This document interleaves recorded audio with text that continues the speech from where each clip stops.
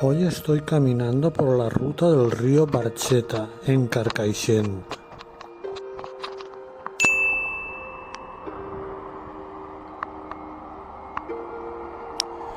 Se puede acceder desde Alzira por el camino de Materna.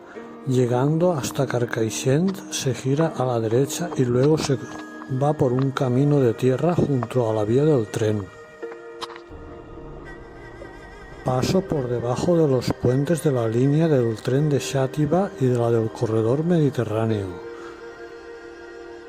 Y posteriormente paso por debajo del puente de la carretera de circunvalación de Carcaixent. A un lado del camino se pueden ver vistas del humilde río Barcheta.